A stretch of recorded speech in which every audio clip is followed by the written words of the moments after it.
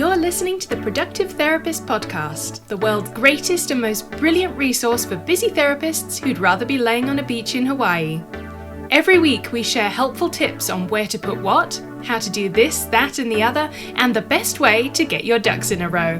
And now here's your host, licensed therapist, head nerd, and productivity Yoda, Uriah Guilford. Michael Diettrich-Chastain is the CEO of ARC Integrated, a leadership development and executive coaching practice. Michael is a best-selling author, leadership expert, facilitator, and professional speaker. He is passionate about helping leaders and teams become experts on change management, communication, and emotional intelligence. Michael's writing has been featured on Time, Money, Entrepreneur, and The Washington Post. His first book, Changes, released in 2019, became a #1 bestseller in multiple categories. During the last 2 years alone, in the midst of the COVID crisis, Michael and his team have facilitated events for thousands of leaders and teams across the globe. Michael, welcome to the podcast. Uriah, it's good to be here with you, man. Yes, I always enjoy talking with you wherever we find ourselves in the world. Same. First, it was Anaheim. That's where we met originally at Ernesto's conference. Yep. Right? It was a great time. It was a great conference. It was. I was trying to remember if that was 2017 or 2018. Do you remember? I think it was 2018, but I'm not. Oh, you know what? I think you're right. I think, yeah, I believe so. I believe it was 2018. Yeah. That was a good time. And then we met up in Asheville last year. Yes. Yeah. Gosh, that was already a number of months ago. It feels like it was like a few weeks ago. Time flies. Yeah, 2018 feels like a decade ago. Yeah, right. No doubt.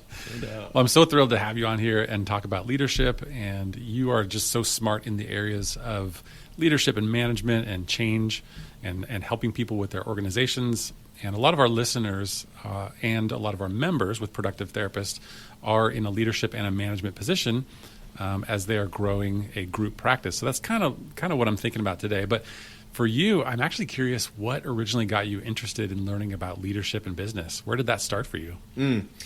Well, it started a long time ago in undergraduate school. I don't know if I've ever told you this story before. So when I was in undergrad, I was interested in what's called industrial organizational psychology, which for those that don't know, it's the essentially applying principles of psychology into organizations to understand, team behavior, leadership behavior, productivity behavior, right? And and so that was my interest in undergrad, and I thought, well, I'll do all the coursework for that and do the internship and then get a job in corporate after school, all of which I did. And then after that first job, which, looking back was a lot about leadership, about employee engagement, about navigating conflict between employees and leaders. And it was a great experience, but ultimately struck my interest to go back into counseling and get a master's in that instead and kind of take a deeper dive into human development. So did that and then lived in the mental health world after getting licensed for a number of years and in really all sorts of capacities, from community mental health to private practice to hospital system, jail system. And and then still had this interest in teams and leaders and IO psych. And so the way that I got back into business was working through an employee assistance program company, which was awesome because at that point I was doing both clinical work remotely as well as account management for some of our organizational clients. And so it was, doing trainings with them, traveling the country, doing trainings and speaking events on things like mental health in the workplace or stress management or communication or, team performance. And that makes sense. Yeah. So that got, again, continued to spark my interest in doing my own thing. And so, after that launched our practice and have been in this world of leadership and executive performance and training for, almost about 10 years now on my own. Not quite that long. That's fantastic. Course, I get the sense that you're still excited about it today, as much as you were certainly when I met you first 4 years ago, and then even before that. Is that true? Oh man, yes, I love it. I really am passionate about it, and I feel like I'm always learning, which is part of what drives my interest. And when I think about what I understand now versus what I understood just a few years ago, it's amazing. I mean, it's exponential. Yeah. And I think part of that is due to the pandemic, because it really forced a change in how we worked with clients that, forced me to learn different ways of working. And so in that sense, I'm very grateful. We've all added some new skills, I think. Totally. For sure. You know, it's interesting when I think about my leadership journey, this is never something that I wanted to do. Funny enough, like I always had, I don't know, I'd probably say like a deep insecurity and then never wanted to consider myself a leader or really have anybody depend on me, rely on me, follow me, etc. And I was terrified of the thought of becoming a boss and having to deal with all the things that come along with that. And then over time, as I started my group practice, I can tell you that story if you want at some point, but that was reluctant. So like, I guess my autobiography could be The Reluctant Leader, but that's a good book name. It's not bad, right? Yeah. Copyrighted. There you go. I developed but I realized that I love doing this work of being a leader and even management and obviously business development. Yeah. So I've kind of stumbled into it. It's been a lot of fun. So I'm curious to hear from you, though. What do you think about what I can do as a leader in my group practice to help my clinicians be more productive? So we're kind of looking at leadership through the lens of productivity. And for me, at least, I've worked in agencies before in various nonprofits, and I do not want my organization, I don't even call it an organization, my group practice, to become super rigid in any way or focused on like just output or just profit or like strict productivity. Like some agencies kind of need to. Maybe they've got funding sources that require them to do so, whatever the reasons are. But at the same time, I want my clinicians to see a good amount of clients and, you know, manage all the things and be productive. Yeah. So what do you think? How can I help my team? Yeah. So, you know, it's interesting because there's a lot of science, you know, that we have from the world of industrial organizational psychology and organizational development and just all the various research that's been done on the top performing teams, leaders, and call them like systems of people. So we know the conditions that create really highly productive or high-performing systems of people. It's very clear. This is an interesting misconception, or I think maybe just something that people aren't aware of, that, you know, that there's a mystery of what it takes to create a high-performing group. It's actually not a mystery. It's very clear what to do and what not to do. It's just difficult, right? It's difficult because we're dealing with people, and people are very complicated. But what to do is simple. So, and I mean, I could give you some best practices and things, but maybe to make it a little more interesting for you and for those that are listening, maybe, is if you wouldn't mind, tell me a little bit about like what are some either strengths that you feel like you have that you could build off of, or pain points that you see exist that you're unsure how to resolve. Yeah, as far as strengths go, I think I have an excellent team that wants to do the work and wants to fill their caseloads. And then, I mean, right now challenges are more along the lines of scheduling and availability. For example, you know, people coming in want to. We work with a lot of teens and young adults and families, and so they want like, you know, 4 o'clock or later appointment times. So we've got some challenges there with just logistics and availability. And I guess, you know, when I think about my team of therapists and I think about productivity, my mind probably goes more to like client retention than other things. Yeah. You know, like how can I help them do a better and better, like an increasingly good job of maintaining their connections with their clients so that the clients stay long enough to get what they need. I don't know if that's productivity. Yeah. I don't know what you would categorize that as. Yeah, that's interesting. Where my mind goes with that is really understanding like two things. One is when you say clients, sometimes I'll think about clients and customers simultaneously, right? And essentially they are, you know, and we work with a lot of different companies, so I get exposure to a lot of different kinds of industries and kinds of products or services. And so one thing that often comes up is clearly understanding what's called like the customer journey, right? Like what are the things that the customer, in this case client, are really looking for in their search for the best therapist out there, right? And I realize there's some nuances with that, right? Because therapy is often about the goodness of fit and not just like finding the right one. The right one is dependent upon that individual. But the second part of that, though, which might be interesting to think about, is what is it that is the unique value proposition or the unique cultural identity or the unique aspect of your practice that might help customers, or in this case clients, opt in or out. And the other thing that does, qualifying that uniqueness around culture, around values, around identity as a practice, is that it's then much easier for our clinicians in this case to be torchbearers for a cause, right? To be torchbearers for a culture of a company. And that is one of those conditions, right? When I talk about what are the ingredients for a successful system, one of those ingredients is that, people feel passion behind like the mission or the vision or the values, hopefully all those things. Hopefully they know and can articulate and they can operationalize, all those things in their daily work. But there has to be the language and there has to be the common language for everybody so that, they're all speaking the same thing. And so, you don't have to go into details about that, but it's kind of where my mind goes as far as. No, that's actually really helpful. Is it? Okay. Okay, cool. That is helpful because we do have a client journey that I've created that goes from, pre-counseling starting to what happens when counseling is ending. But Beautiful. I think what I need to do a better job of is bringing that out and sort of teaching it and reteaching it and mentoring people through, kind of sticking with the client journey, or not sticking with it, but kind of following the guidelines and the steps and understanding it and implementing it a bit better. Also, what you said helped me too, because I realized this is kind of the next thing on our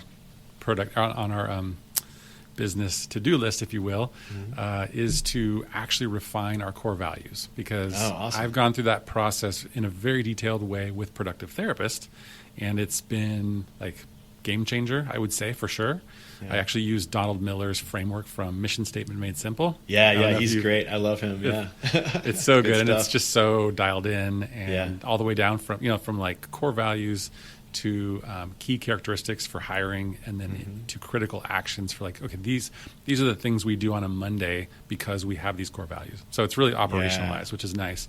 But I haven't done that with my group practice. We all understand that we're here to help families heal and thrive and all those types of things, but like exactly who are we?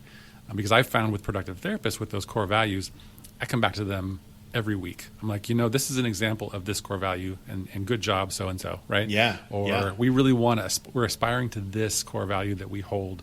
Yep. So I need love to do that. I love that. Both those things. Yeah, a couple of additional thoughts come to mind. I really believe in the idea of ritualizing values, which, you may do this already, but it's some version of finding ways in which the group can meet, and this can happen in one-on-one conversations or in group conversations, and talk about how those values are being lived throughout, their interactions with customers or clients, with vendors, with partners, with the community. So we're constantly being reminded of how we're living and breathing those values. The other thing that I really think can be valuable is being super clear about who we are for and why, and who we are for or we aren't for. Right? So we're kind of drawing a line in the sand about who is an ideal client, and how might a client know if your practice is not for them or is definitely for them, right? And I think that the benefits of that is not only makes the client's job easier deciding if they want to work with that therapist or that practice, but it also again empowers the therapists, because what they're learning through that process is the clear identity of that practice's culture. And so anyway, I think that's a real opportunity. Who's the best client for the practice as well as that individual clinician? Like two layers of that almost, right? Yeah, I love that. Because it could be a teenager and their family, let's say, and they're a good fit for our practice, but maybe the level of severity of their presenting problems are too high for a pre-licensed therapist or something like that. So that would be totally outside of the zone where they should be. Yeah, absolutely. Absolutely. Yeah, and it could be all sorts of things, right? It could be the kind of client, it could be, insurance panels, it could be we only take private pay, it could be here's types of clients we don't work with that we're better suited. I know some practice have like specific specializations, like maybe we're a substance abuse practice and that's it, or we're like you said, like family therapy practice exclusively. And so it's cool. That is important. So if we turn that coin over and look at the other side, how does poor leadership affect a team's productivity? Gosh. And how do I know if I'm doing it?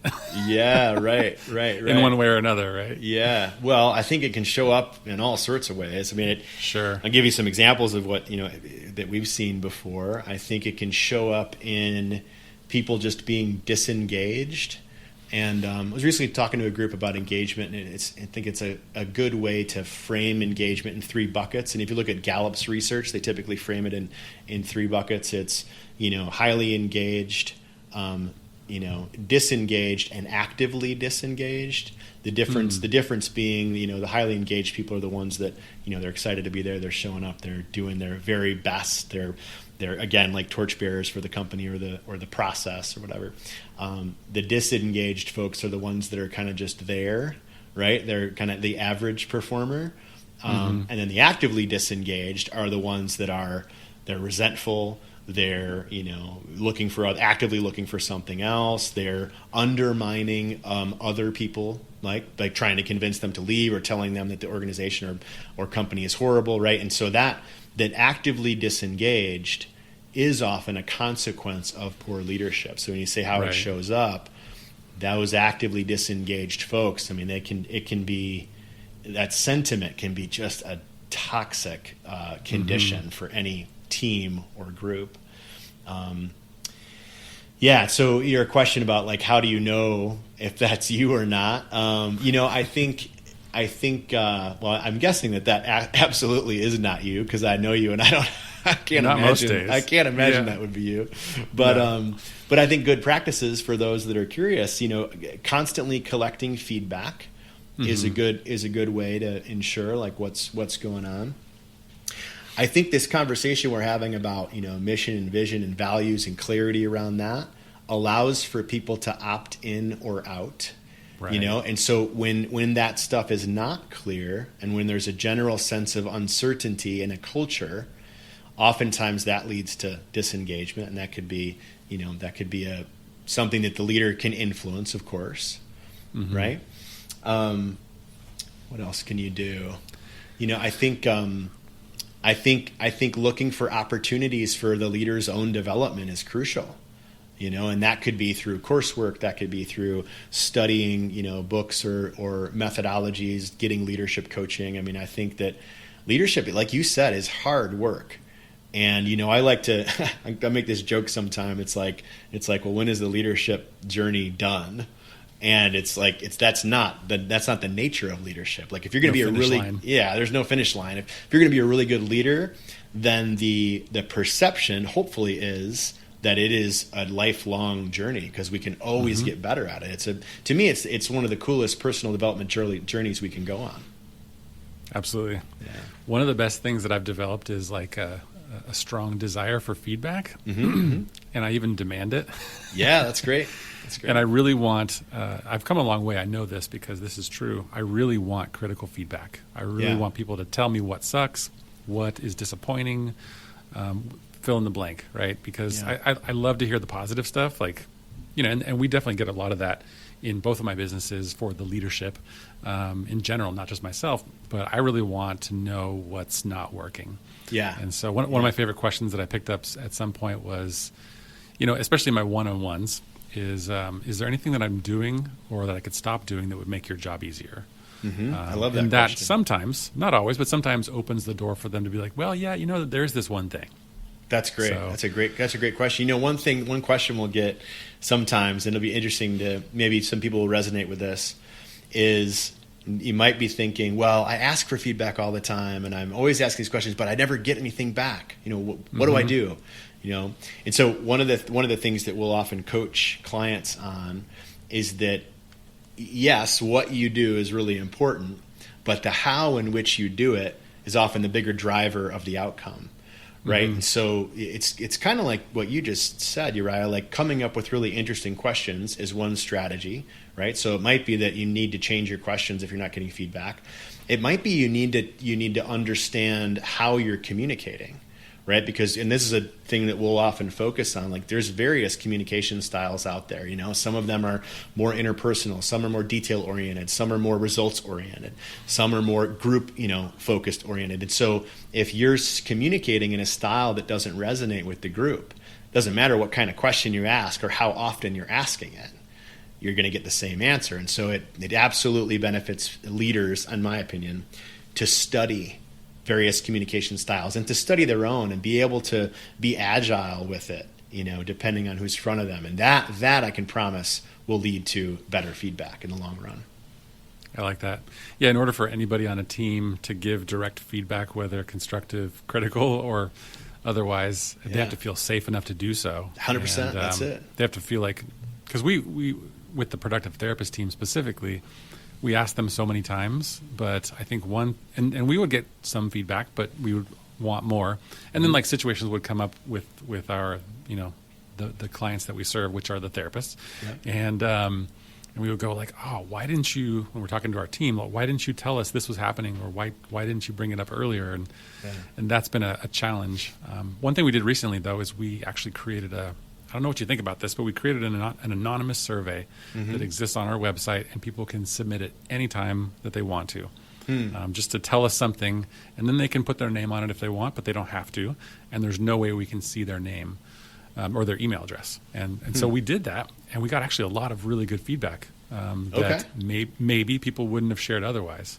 So I don't know, pros and cons to that. Yeah, for sure. Now that you're saying this is from the clinicians, or if this is... I'm talking about both my businesses. No, this is on the productive therapist side. Oh, got it. Okay. Got it.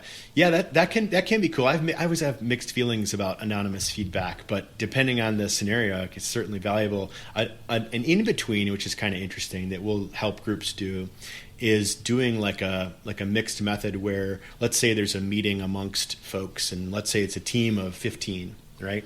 And so we'd either coach the leaders on how to facilitate this or facilitate themselves, where you would, pose some questions that are feedback oriented, separate people into like groups of, 3, 4, 5, allow them to not only share their individual answers to the questions, but collectively vote up the most important answers. Right. And then each like we'll call it a sub team gets to share what strikes them the most about the answers that feel most important. And then, of course, like in this example, let's say we got 3 teams, you then get to see what emerges thematically across those 3 sub-teams of the entire group. And usually what we find is that people are more comfortable in that scenario because they're not highlighting their own feedback, and they find common ground with one another, right? That's fantastic. Yeah, so that's kind of like an in-between. I love that. We just recently broke up all the virtual assistants into 3 smaller teams with direct managers. Okay. And that alone is helping a lot, because we would gather and have our staff meetings with like all 20 of us basically. And that's just a harder place to speak up and share anything. Yeah. For some people, more so for some people than others. Yeah. But I think it's helping to have smaller teams so that they can feel a little bit closer, a little more comfortable to kind of share. But that's super good. Okay, I got a question for you. Okay. Back to what you were talking about the disengaged employee, right? So I heard this. I don't know where I heard this. I don't even know what the source is, but I've heard that people don't quit jobs; they quit managers. Yeah, something to that effect. Do you know where that came from, and is it true? Gosh, there are a lot of people that are in like the org development space as like the grandparents of that work. So like Peter Drucker is one that you may have heard of. That may have come from him. It's a pretty. That's an old like really solid quote, and so he's quippy. He's one that comes to mind, and there's a bunch of quotes from him in the org development world that are really solid. So I believe it to be true. I can think of 1,000 examples where that comes up. I guess with the caveat that sometimes people quit conditions, but those conditions are often created or influenced by the leader. Right. It reminds me of, have you ever read the book Drive by Daniel Pink? I have not read that one yet. It's a good one. It's a good one. He talks about engagement, and he's researched a lot of various different engagement models and kind of pared it down to these 3 aspects of engagement that are really important for flourishing conditions for any given person. And then it's that they have these 3 things. So one is mastery, which is the opportunity, right, to continue to refine a skill set or an expertise, right? Autonomy, which is all about not that you'd work independently necessarily, but that you have choice. Sure. Which is a big deal. And then last one's purpose, that you have meaning behind whatever you're doing, no matter what it is that you're doing, right? And so we think that's a risk that all teams and organizations are subject to, which is there is less meaning or purpose behind some positions and more behind others. And in a perfect world, we're able to see the meaning and purpose behind all positions as it relates to the flourishing of that system. That's really helpful. I'm writing that down because I'm going to read that book, number one, and those sound like some pretty important keys to employee retention is what I'm thinking about. 100%. Yeah, 100%. And the only reason I brought that up is because when we think about, why people quit jobs, they might quit leaders, they might quit conditions, and those three are conditions that come to mind that people may walk away from if those conditions aren't met. Sure. That makes sense. I'll give you one more thing because one more thing that comes to mind. We offer this assessment. It's called the values assessment. It looks at these 7 ways in which people get motivated by their work. And so it's things like, independence. We talked a little bit about that. It's things like aesthetic, which is the desire for like work-life balance or like harmony in your environment. Economic, which is the desire for return on investment. So things like time, money, or energy. Another one is theoretical, which is the desire to learn or teach, and a few others. But the point being is that we want to always have a match between what the tasks or role of a position is and the motivations of that particular individual. Yes. So I'll give you an concrete example. Sales positions are often very, very autonomous, right? It requires a lot of self-motivation, a lot of just discipline, right? So it's often that model within this values assessment, the independent, is often really high, right? So if you were to put someone in a sales position that also scored high on that independent marker in this values assessment, they might be really engaged, right? If you put that person that scored really high on the independence into a position where they were just crunching numbers and had a lot of micromanagement, they would, they'd have a really tough time. They would likely turn over as an employee within whatever time period. So it's a great predictor for longevity when we think about how do we hire someone correctly that's going to be with us for long term. It's often about that match between role and task and what motivates that person. Definitely, I like that. Have you heard of something called Cloverleaf? Is that a four-part matrix with different colors? That it's like a profile and an assessment. Is that what it is? I don't think so. This is something that another VA business owner turned me on to. Their tagline is automated coaching for teams, revealing insights about your teammates and yourself to your email, calendar, and messaging apps. Oh wow! I'll send you a link to this. Well, it's cloverleaf.me. Okay. And I'm considering using this because you can have the leaders and the team members, whoever that is, take any number of assessments. So the DISC is in there, and the Enneagram is in there, and the Myers-Briggs. So you can gather sort of all kinds of information about your team, and then it does some cool automated sort of things. You can get an email every day that tells you a tip and about your own style, your own leadership style. Cool. Yeah. And then also, like if I had a meeting with, let's say I had a meeting set up with Jamie, one of my leaders. Yeah. I guess it looks at your calendar and sees that, and then it will send you an email and say, you're meeting with Jamie today. If you need to give her some constructive feedback, do it in this way because of her personality. Yeah, there you go. X, Y, Z. That's cool. That's cool. It's kind of neat. Yeah. So yeah, sorry, go ahead.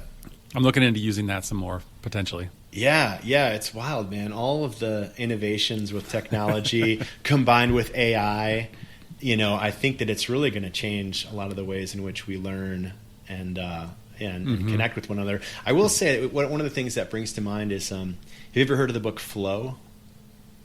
Another one I've heard of and not read. Yes. Yeah, it's all about like flow state, right? For those listening, flow state is all about that peak condition in which we get into where nothing else matters, right? We lose track of time because we're so immersed in what we're doing, and there's some interesting research about that I think is not known as much, which is there's one condition in which flow state is always the highest.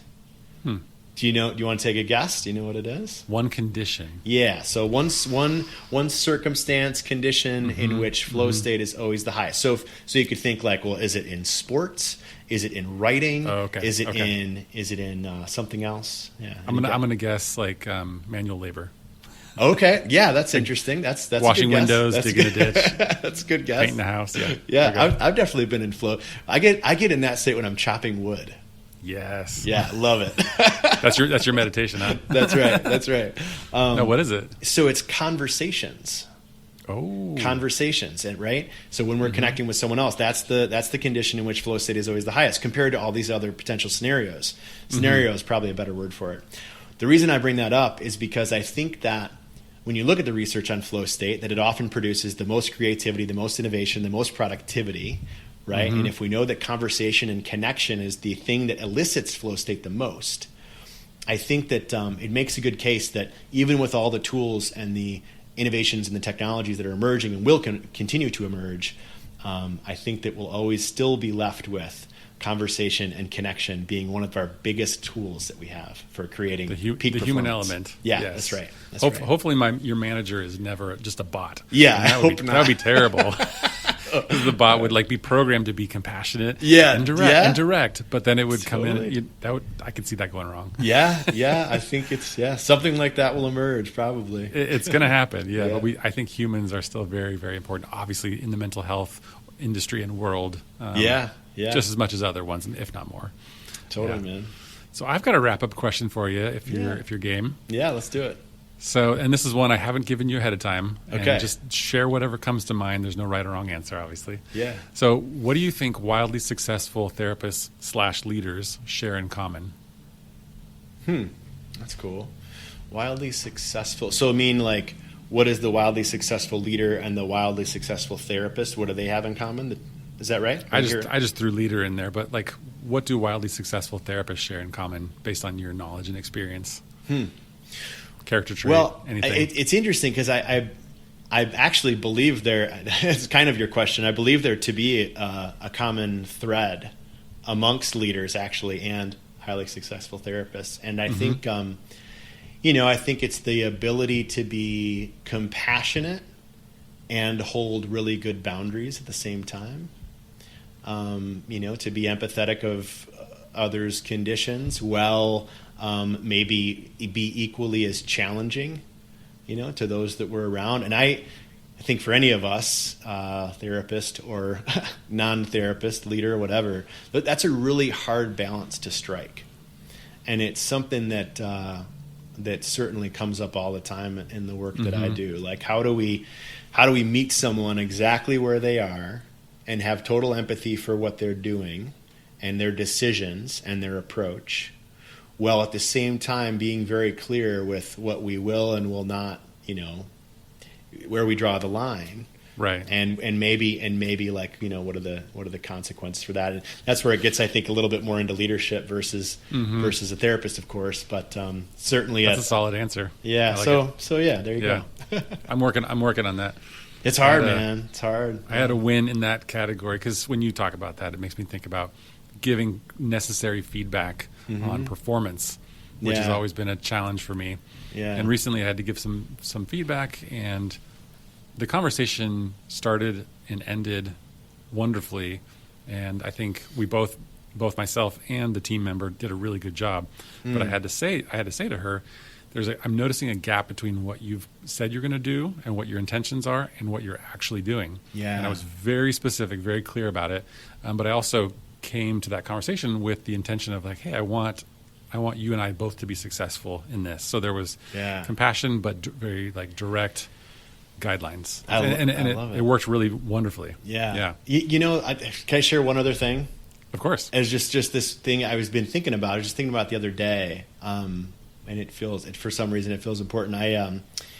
We talk to clients a lot about the importance of healthy conflict, right? And that we know, again, from this, one of these clear conditions for success is that the best teams, the best groups in the world, they don't have less conflict or no conflict. They have plenty of conflict, but they're really good at it, right? And I think certainly you could make that same argument for a couple, for a family, for a friendship, right? Sure. And so I was asking myself this question of like, well, what in my life, like, where's the healthy conflict? And of the relationships that I have with, friends and, my girlfriend and family and all that, like, what's the level of healthy conflict? And how could I improve it even more, right? And maybe even look for more relationships where there's no conflict, but there's the ability to have it, and to have it in a healthy way. And I don't know, I think part of that strikes me right now, just in the current, global conditions that we're in. I think we could all benefit from like more healthy conflict, and it being okay. Yeah. So anyway, being able to tolerate that and hang in there. Yeah, exactly. Hopefully in a way that brings people together. That's versus right. The opposite. And that's just it. That's just it, right? It's like when we're able to do that, all it does is strengthen the relationship. For sure. And that's where the paradox is, right? That's where the misconception might be. So it's a big opportunity. I can't help but think about my 2 teenage daughters when you talk about healthy conflict. Right on. That's given me lots of experience. Lots. I bet. Daily, yeah. That's cool. Well, thank you so much for coming on and having this conversation. I just feel like I could ask you questions all day, and you would bring wisdom to the table and books that I need to read and all the good stuff. So where can listeners go to find more about you and your services? Sure, yeah. They can go to arcintegrated.com, arcintegrated.com. And if they want, they can go to arcintegrated.com/free, where we give away a bunch of goodies related to leadership and team performance. And so if that's interesting, check it out. And man, I look forward to seeing you soon. Definitely. I'm looking forward to it as well. Awesome. Take care.